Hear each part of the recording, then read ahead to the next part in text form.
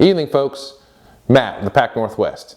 Today we're going to go over how to make your own fishing lanyards so carry the only essential things that you need to hit those rivers and lakes that you love so much.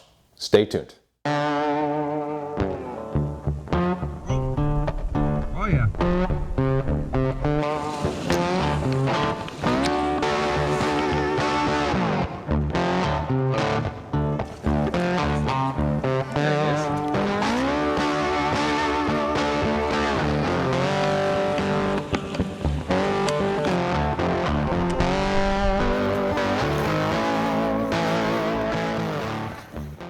So the material's laid out in front of us here. We're going to use 550 cords our backing, and then we're going to put everything together. That's 4 feet of 550 cord. I've already cinched the ends. I used a heat gun. The heat gun gave it a lot cleaner melt versus actually using a lighter. These foam, I've cut them in their EVA foam. I've cut them in 2-inch sections and I drilled holes through them. My various beads that I'm going to use, I decided to go with wood. I kind of like the wood a little bit better. We're going to use 2 barrel clasps, and then we're going to use an 8 clasp here. This is going to go on the back of the neck, and then these are going to go where my tippet is, so adjust the tippet. I've also got 2 S-clips. These are the S-clip number 1s from Night Ites. They're really well, they're stainless steel, so that way they don't rust. Plastic buckles, 9mm rings are going to attach the buckles to the lanyard, and then I use a 16mm ring to attach the tools to the buckles. And then obviously anything that you can use to push it through. This right here is just a piece of a wire that I use to help push the parachute cord through. So without further ado, I'm going to go ahead and assemble this and then show you how I set it up.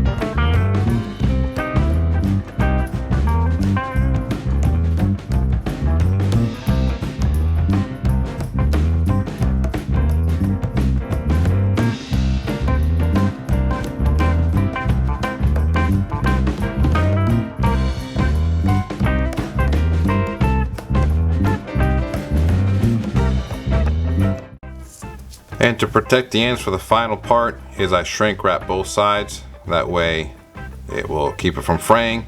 You don't have to shrink wrap. The other thing you can do is add a couple spots of super glue, and then that'll hold it together. And again, if this end anything gets caught, it'll pull out and then it'll pop through the clasp there. Here's our completed lanyard. This one's set up for my fly fishing, but you can set it up to whichever type of fishing that you would like. It allows you to take less equipment and hit those rivers and lakes with bare minimum. Another good idea is to use it in your kayak. That way you're not fumbling around everywhere trying to find a tool. If you like my videos, please smash that like button and subscribe. And I hope to see you out there. Fish on.